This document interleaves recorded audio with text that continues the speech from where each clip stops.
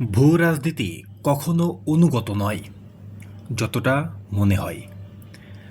মার্কিন রাষ্ট্রনীতিতে এক অদ্ভুত কৌশলের প্রলোভন রয়েছে। তাদের বিশ্বাস, নিখুঁত ক্ষেপণাস্ত্র যা করতে পারে, ধৈর্যশীল রাজনীতি তা পারে না।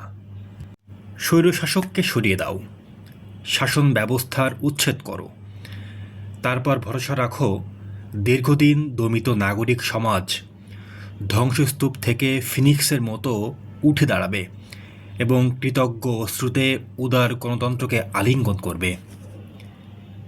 এটি একটি তত্ত্ব, কিন্তু অধিকাংশ সময় বাস্তবতার নিরিখে এটি কাল্পনিক অস্তিত্ব। আন্তর্জাতিক রাজনীতি কোনো নৈতিক নাটক নয়, যেখানে খলনায়ক মঞ্চ ত্যাগ করে আর নায়ক পর্দার আড়াল থেকে এগিয়ে আসে। এটি শক্তি, ভয়, স্বার্থ এবং গতিশীলতার অঙ্গন। যখন কোনো রাষ্ট্রের কেন্দ্রীয় কর্তৃত্ব, বিশেষত গভীর প্রাতিষ্ঠানিক কাঠামো সমৃদ্ধ, কঠোর নিরাপত্তা যন্ত্রে সজ্জিত এবং শক্তিশালী আদর্শিক ভিত্তি সম্পন্ন একটি রাষ্ট্র ধ্বংস করা হয়, তখন সেখানে দেবদূতেরা ছুটে এসে শূন্যতা পূরণ করে না, বরং সেই শূন্যতা দখলে নিতে ঝাঁপিয়ে পড়ে মিলিশিয়া, সামরিক গোষ্ঠী এবং নির্মম শক্তিগুলো। এমন দৃশ্যপট আমরা আগেও দেখেছি।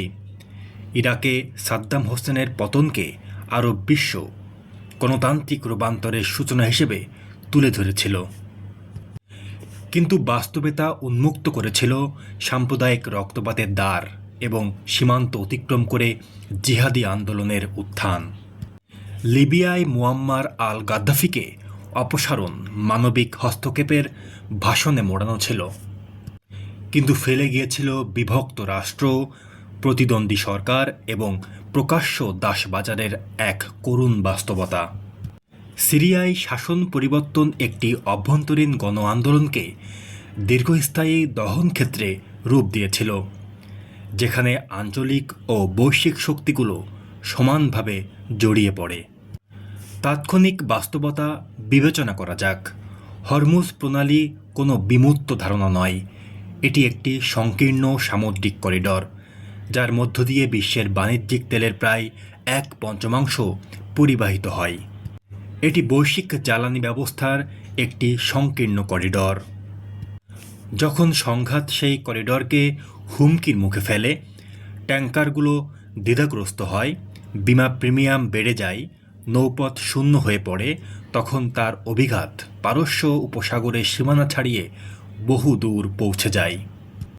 জ্বালানি বাজার ঝুঁকির প্রতি অত্যন্ত সংবেদনশীল। দীর্ঘস্থায়ী বিঘ্ন কেবল আঞ্চলিক অস্বস্তিতে সীমাবদ্ধ থাকবে না, এটি তেলের উচ্চ মূল্য, মূল্যস্ফীতির চাপ এবং সীমিত সম্পদে সংসার চালানো পরিবারগুলোর জন্য অর্থনৈতিক কষ্টের কারণ হবে।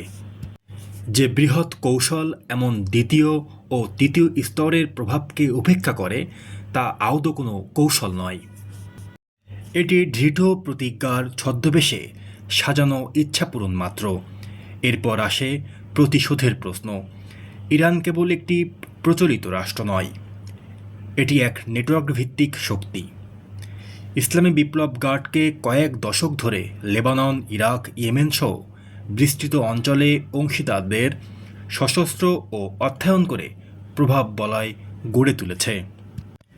শীর্ষ নেতৃত্বে আঘাত কিছু ব্যক্তিকে সরিয়ে দিতে পারে, কিন্তু প্রতিষ্ঠান মুছে দেয় না, আর অস্তিত্ব সংকটে আবদ্ধ কোনো শাসন ব্যবস্থা টিকে থাকার যুক্তিকেও তা নিভিয়ে দিতে পারে না। রাষ্ট্র খুব কমই আত্মহত্যা করে, তারা পাল্টা আঘাত আনে। এমন পরিস্থিতিতে ক্ষেপণাস্ত্র বিনিময়, প্রক্সিদের মাধ্যমে উত্তেজনা বৃদ্ধি এবং আঞ্চলিক ঘাঁটিতে হামলা কোনো অস্বাভাবিক ঘটনা হবে না, বরং এগুলো হবে পুরোপুরি প্রত্যাশিত প্রতিক্রিয়া। আর একবার এই সর্পিল গতি শুরু হলে তা নিয়ন্ত্রণ করা অত্যন্ত কঠিন হয়ে পড়ে। 1 দশকেরও বেশি সময় ধরে মার্কিন নীতি নির্ধারকরা ইন্দো প্যাসিফিকে ঝোঁক নেওয়ার কথা বলে আসছেন। যুক্তিটা সরল, যুক্তরাষ্ট্রের একমাত্র প্রকৃত সমকক্ষ প্রতিদ্বন্দ্বী হল চীন। শিল্প ক্ষমতার ব্যাপ্তি, প্রযুক্তিগত উচ্চাকাঙ্ক্ষা এবং জনমিতিক শক্তিতে সে এমন এক চ্যালেঞ্জ ছুড়ে দিতে পারে যা কোনো মধ্যপ্রাচ্যের শক্তির পক্ষে সম্ভব নয়। কিন্তু ইরানের সঙ্গে যুক্তরাষ্ট্রের দীর্ঘস্থায়ী সংঘাত, মনোযোগ, অস্ত্রভাণ্ডার, গোয়েন্দা সম্পদ এবং রাজনৈতিক পুঁজি গ্রাস করবে। উপসাগরে মোতায়েন করা প্রতিটি ক্রুজ ক্ষেপণাস্ত্র, প্রতিটি বিমানবাহী রণতরী বহর পশ্চিম প্রশান্ত মহাসাগরে প্রতিরোধ গড়ে তুলতে অনুপস্থিত রয়ে যাবে। ওয়াশিংটনের